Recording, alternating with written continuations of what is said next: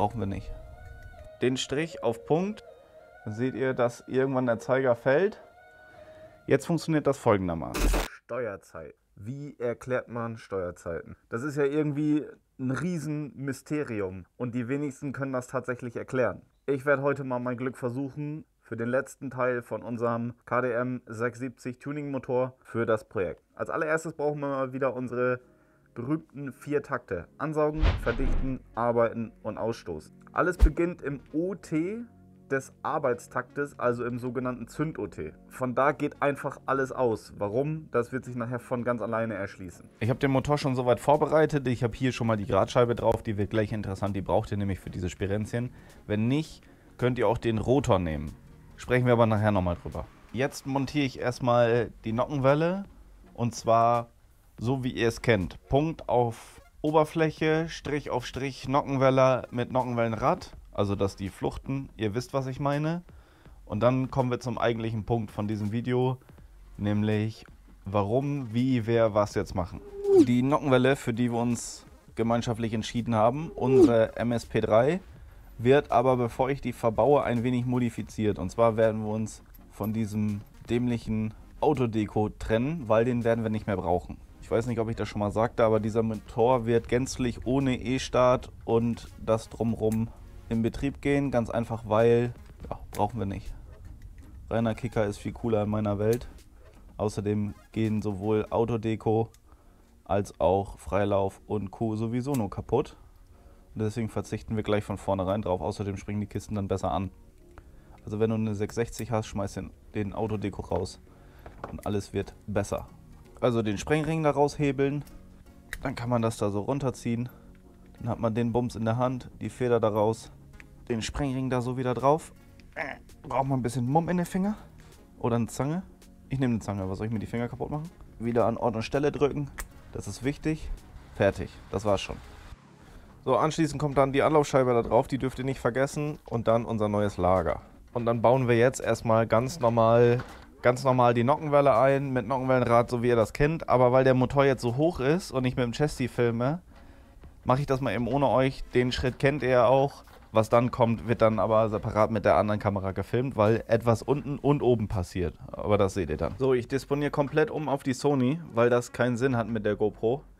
Jetzt seht mal, ich habe hier den Strich auf Punkt und hier habe ich auch, kriegt die Kamera das hin? Punkt auf Oberkante, jetzt müsstet ihr es sehen können. Also ist die Nockenwelle jetzt erstmal standardmäßig da eingebaut. Jetzt werde ich Folgendes tun, nämlich das Oberteil da drauf bauen, ohne Wasserpumpe, ohne alles, nur so trocken zusammen, damit ich hier gleich drauf messen kann. Was seht ihr da? Da ist jetzt eine Gradscheibe drauf, die wird gleich interessant.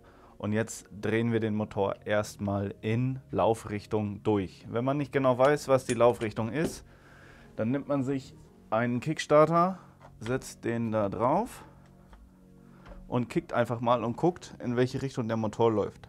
Also vorwärts, in dem Fall ist unsere Drehrichtung vorwärts. Also drehen wir auch in die Richtung und auf der anderen Seite dementsprechend auch nach vorne. Das müssen wir nachher wissen. Ich nehme jetzt aber in unserem Fall hier einfach mal eben die Knarre und drehe den Motor mal schön durch.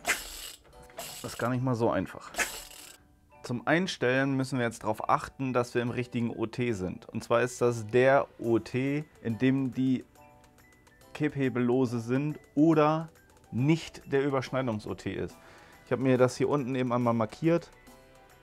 Wenn die Striche voneinander sind, dann sollte das der richtige sein. Wenn wir jetzt 180 Grad Nockenwelle weiterdrehen, sind wir zwar wieder im OT, die Nockenwelle steht aber falsch. Da müssen wir darauf achten. Wie gesagt, wenn die Kipphebel dann lose sind, seid ihr richtig. Wenn ihr eine Umdrehung weiterdreht, sind die Kipphebel fest, weil wir in der Überschneidung sind. Den OT wollen wir nicht haben. Genug Rumgeplänkel. Ich nehme mir jetzt so einen ganz einfachen Blechwinkel und schraube den hier dran. Das wird der Punkt, wo meine Messuhr sitzen wird, damit ich die vernünftig benutzen kann und hier einen magnetischen Punkt habe. Das darf gerne ein bisschen fest sein. Die sollte sich nicht verdrehen. So, dann habe ich hier so merkwürdige Messuhrverlängerung, wo ich dann die Spitze von der Messuhr draufschraube und das Ganze kommt dann in die Messuhr rein, weil der Weg ist relativ lang und wir müssen versuchen, da möglichst gerade drauf zu kommen und nicht so schief, Dann hier so den OT messen. Man kann natürlich dafür auch eine Verlängerung nehmen. Ich habe sowas auch. Sieht so aus. Das funktioniert aber nur so semi-gut, weil diese Spitze leider nicht lang genug ist. Das funktioniert schon, ist aber ungenau. Wir wollen es 100% und darum machen wir das so. Das ist ein bisschen friemelig, aber es geht. So, wenn ihr jetzt mal gucken mögt. Wir sind jetzt im OT. Ich hoffe, dass alles drauf ist, so wie ich mir das vorgestellt habe. Wenn ich jetzt hier mal an dem Motor drehe, dann seht ihr, dass irgendwann der Zeiger fällt und steigt. Und in dem Moment, wo er in der einen Richtung stehen bleibt und in die Gegenrichtung läuft, ich weiß nicht, wie ich es anders sagen soll, dann wisst ihr, dass ihr im OT seid. Also OT, wieder Richtung UT. Das hier ist so ziemlich genau unser OT. Eigentlich wollte ich euch zeigen, was man tun kann, wenn das zu ungenau ist, wenn dieser Bereich zu breit ist. Aber in unserem Fall ist das nicht notwendig und ich kann mir die Arbeit sparen. Das ist tatsächlich sehr, sehr spielfrei. Das hier ist der allerhöchste Punkt, also unser OT. Und den werden wir uns jetzt merken. Beziehungsweise da unten auf unserer Gradscheibe, die schon vorbereitet ist, eben einmal markieren. Ich habe hier OT, 360 Grad. In Drehrichtung müssen wir das Ganze jetzt nutzen. Da komme ich jetzt aber drauf zu sprechen. Jetzt habe ich da einfach ein Stück Draht dran geschraubt, was hier rüber geht und da genau auf unseren OT zeigt. Diese Spitze zeigt genau auf den OT-Strich. Das ist der Strich, den ich dafür genommen habe. Welchen ihr da am Ende für nehmt, ist vollkommen egal. Nur ist wichtig, dass ihr euch merkt, welcher das ist. Ich nehme hier halt OT, markiere mir da mit dieser Spitze von dem Draht, wenn sich das fokussieren würde, mit der Spitze von dem Draht halt genau den Punkt. Das ist jetzt mein OT, mit dem fange ich an zu arbeiten. Jetzt funktioniert das folgendermaßen. Unseren OT haben wir jetzt ja mit der Messuhr ermittelt. Wie gesagt, verlasst euch dabei nicht auf die Fixierschraube, geht nach der Uhr. Jetzt wollen wir wissen, wann genau die Einlassventile öffnen.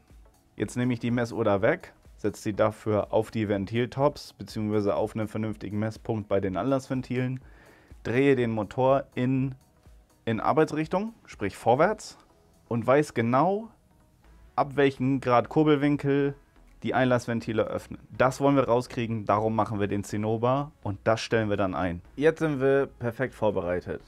Statt die Uhr jetzt hier auf den OT zu haben, habe ich die hier jetzt auf den Top gesetzt.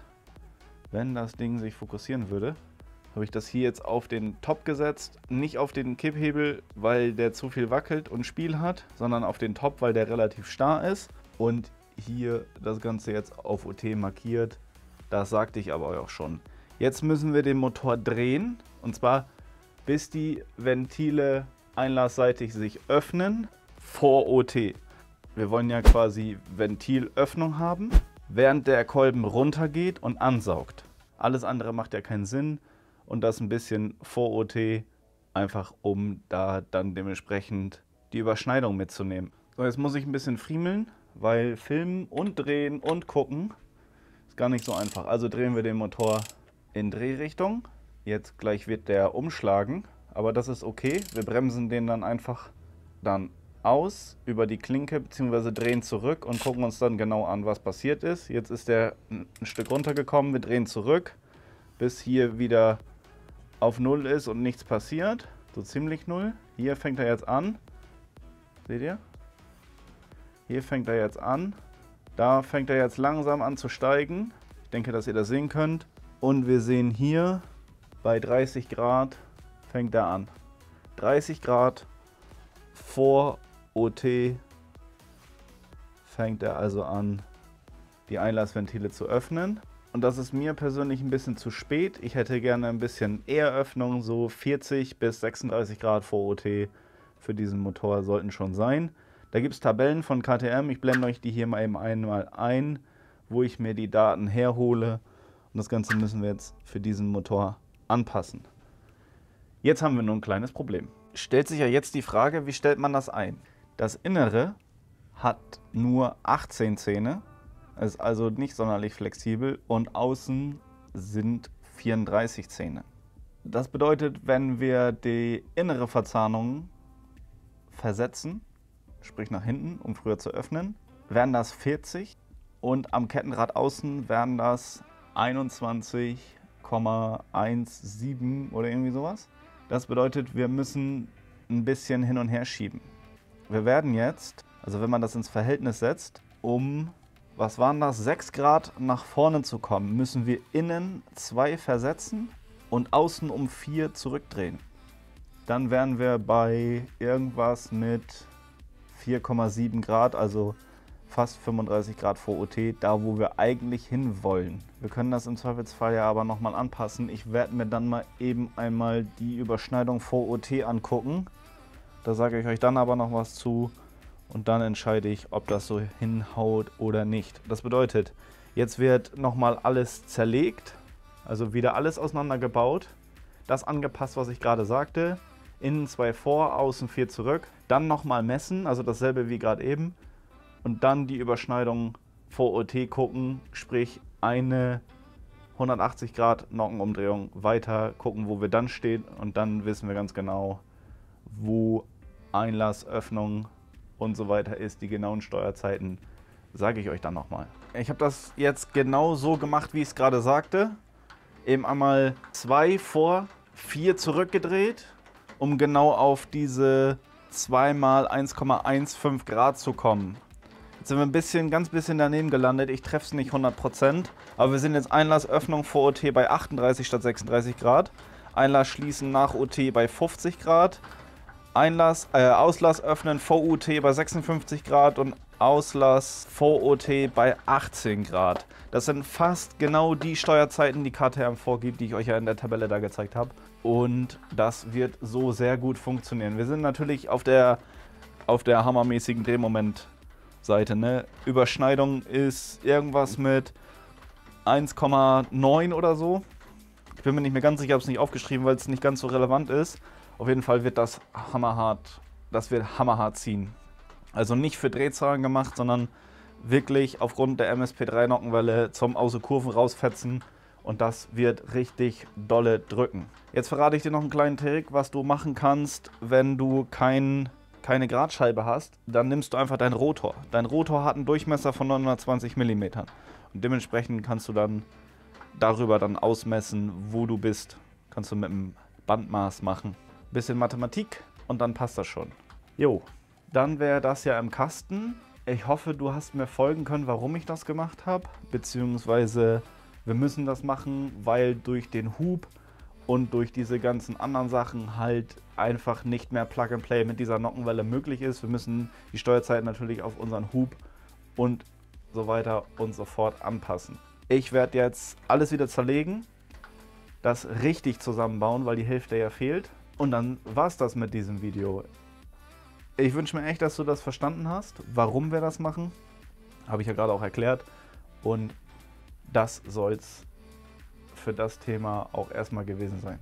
Die definierte Auslasssteuerzeit können wir natürlich nicht beeinflussen, weil die Nockenwelle ja natürlich fix ist. Ach so, die Steuerzeiten in Grad sind 266/255.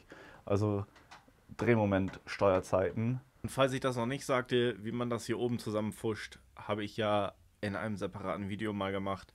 Kannst du dir entweder hier oben in der Ecke angucken oder aber in der Beschreibung, da habe ich es ja auch nochmal verlinkt. Über den Motor an sich sprechen wir dann nochmal in einem separaten Video. Mit diesem Augenblick ist der Motor fertig. Alles, was in irgendeiner Art und Weise relevant für deinen eigenen Tuning-Motor ist, hast du gesehen.